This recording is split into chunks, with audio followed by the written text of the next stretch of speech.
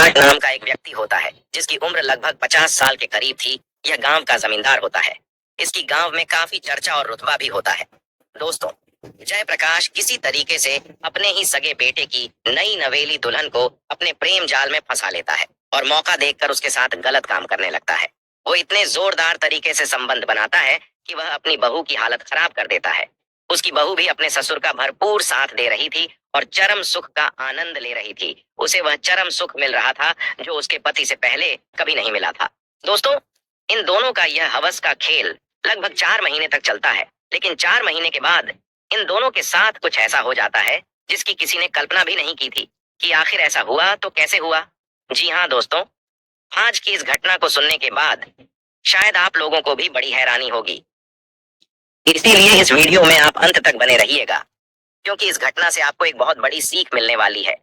बाकी दोस्तों, हमारी आप लोगों से एक छोटी सी रिक्वेस्ट है, वीडियो को लाइक करके चैनल को सब्सक्राइब कर लीजिए। और जितने भी दोस्त हमारी इस वीडियो को जहां से भी देख रहे हैं, वो कमेंट में अपना नाम और अपनी सिटी का नाम जरूर लिखें, ताकि अगली वीडियो में आपके नाम हम ले सकें। दरअसल दोस्तों, ये सच्ची घटना राजस्थान के जयपुर शहर की है। जयपुर शहर के अंतर्गत एक छोटा सा परिवार होता है। परिवार के मुखिया का नाम जयप्रकाश होता है। इसकी उम्र लगभग 50 साल के करीब होती है। यह हट्टा कट्टा पहलवान जैसा आदमी होता है और गांव का जमींदार भी होता है। गांव में इसका काफी रुतबा था, नाम था, इसीलिए गांव के लोग इसको काफी मानते थे और अपनी समस्याओं को लेकर इसके पास भी आया करते थे। इसके पास काफी प्रॉपर्टी होती है, काफी जमीन जायदाद होती है, काफी सारे नौकर चाकर इसके घर पर काम किया करते थे। इसकी पत्नी का 3 साल पहले ही एक बीमारी के चलते देहांत हो जाता है। जयप्रकाश का एक लौता बेटा विनोद, जिसकी उम्र 25 साल के करीब होती है, विनोद ने अपनी पढ़ाई लिखाई खत्म कर ली थी और एक कंपनी में वह इंजीनियर का काम किया करता था। विनोद 25 साल का जवान हो चुका था, इसीलिए उसके पिता को उसकी शादी की चिंता सता रही थी। वह सोच रहे थे कि जितना जल्दी हो सके अपने बेटे की शादी कर दे। इसीलिए उन्होंने अपने कई दोस्तों से, रिश्तेदारों से कहा था कि वह अपने बेटे विनोद की शादी करना चाहते हैं। कोई अच्छी लड़की हो तो बताओ। दोस्तों, इस तरीके से 2 महीने का समय गुजर जाता है। अब 2 महीने के बाद एक रिश्ता आता है। उस लड़की का नाम नीलम होता है। उसकी उम्र लगभग 20 साल के करीब थी। नीलम देखने में बहुत ही ज्यादा खूबसूरत थी। उसकी खूबसूरती पर हर कोई फिदा था, लेकिन नीलम किसी को भी भाव नहीं दिया करती थी। अब जयप्रकाश अपने बेटे को लेकर नीलम को देखने के लिए उसके घर पर पहुंच जाते हैं। अब थोड़ी देर के बाद जब नीलम जयप्रकाश के सामने आती है, जयप्रकाश जब नीलम को देखता है तो एक ही नजर में उसे पसंद कर लेता है और नीलम के माता पिता से कहता है कि तुम्हारी बेटी हमें पसंद है। अब जयप्रकाश अपनी जेब से 5,000 रुपए निकालता है और नीलम के हाथ में रख देता है और उससे कहता है कि आज से तुम हमारी बहू हो। अब इन दोनों का रिश्ता पक्का हो जाता है और लगभग इस तरीके से 3 महीने का समय गुजर जाता है। 3 महीने के बाद वह दिन आ जाता है जब विनोद दूल्हा बनता है और बारात लेकर नीलम के घर पर पहुंच जाता है।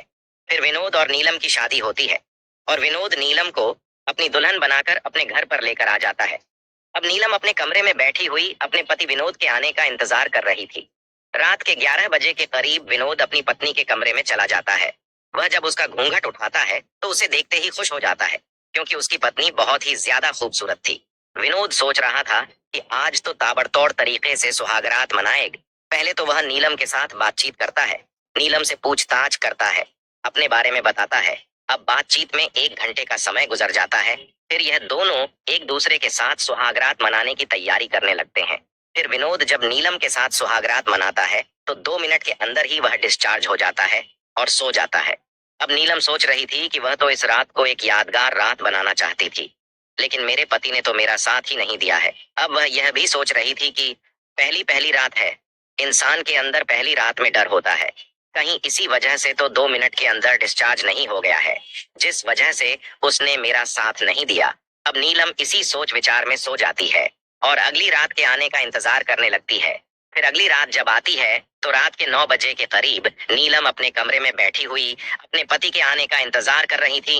फिर 9 बजे के करीब विनोद नीलम के कमरे में जाता है और जाकर सोने लगता है।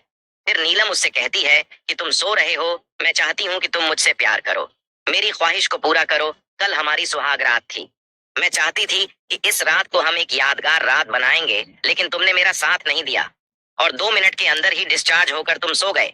आखिर मेरी भी कुछ ख्वाहिशें हैं, मेरी भी शारीरिक जरूरतें हैं।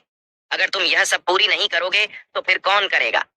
फिर विनोद उससे कहता है कि मुझे नींद आ रही है, मैं थका हुआ हूँ, तुम भी सो जाओ, मैं भी सो रहा हूँ। अब नीलम उसकी बात मान जाती है और वह भी सोने लगती है।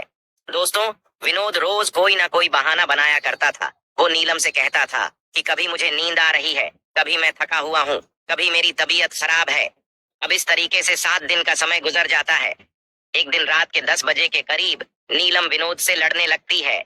उसको तरह तरह की बातें सुनाती हैं और उससे कहती है कि तुम नामर्द हो, तुम्हारे बस की कुछ नहीं है, तुमने मेरी जिंदगी बर्बाद कर दी है, मैं कहीं की नहीं रही हूँ। अगर मुझे पता होता कि तुम ऐसे हो तो मैं तुमसे शादी ही नहीं करती। अब यह सब बातें बाहर खड़ा हुआ जयप्रकाश सुन रहा था। अब नीलम अपने पति को तरह तरह की बातें सुना रही थी, उसको डांट रही थी, उस पर गुस्सा कर रही थी। फिर विनोद नीलम से कहता है कि मैं काफी सारे हकीमों से दिखा चुका हूँ, बहुत सारी दवाइयां भी खाई हैं, लेकिन जब कुछ नहीं हुआ तो इसमें मैं क्या कर सकता हूँ। फिर नीलम उसको बुरा भला कहकर बाहर आ जाती है। फिर किचन में जाती है और एक सब्जी उठाती है और वहीं पर उससे वह करने लगती है। तभी थोड़ी देर के बाद किचन में उसका ससुर जयप्रकाश आ जाता है और अपनी बहू को यह सब करते हुए जब देखता है तो उसके रोंगटे खड़े हो जाते हैं। वह दंग रह जाता है। नीलम भी जब अपने ससुर को देखती है तो अपने ससुर से शर्मा के वह भी अपने कमरे में जाकर सो जाती है। दोस्तों, फिर अगले दिन सुबह 9 बजे के करीब विनोद अपने ऑफिस के लिए तैयार होता है। उसकी पत्नी उसे टिफिन देती है और वह अपने ऑफिस के लिए चला जाता है। फिर नीलम किचन में जाती है और खाना पीना बनाने लगती है। तभी थोड़ी देर के बाद जयप्रकाश आता है और एक जगह बैठ जाता है और अपने नौकर से कहता है कि तुम मेरे सर की मालिश करो। फिर उसका नौकर उसके सर की मालिश करने लगता है। तभी जयप्रकाश अपने नौकर से नीलम को सुना सुना कर तरह तरह की अश्लील बातें करने लगता है।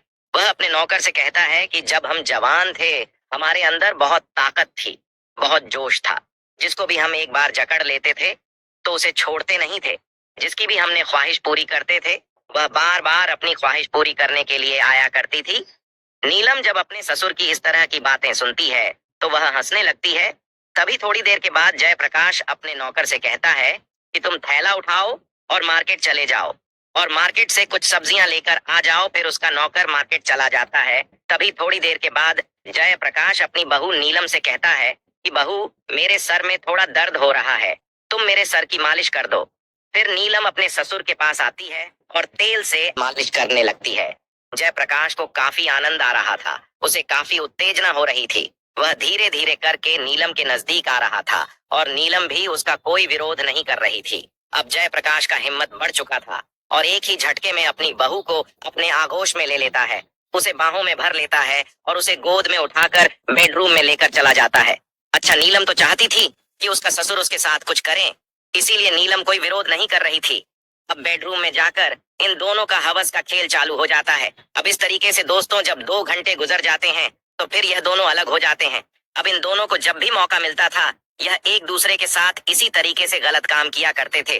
दोस्तों, अब नीलम को अपने ससुर से संबंध बनाते बनाते लगभग 4 महीने का समय गुजर जाता है। 4 महीने के बाद एक दिन नीलम की तबीयत खराब हो जाती है।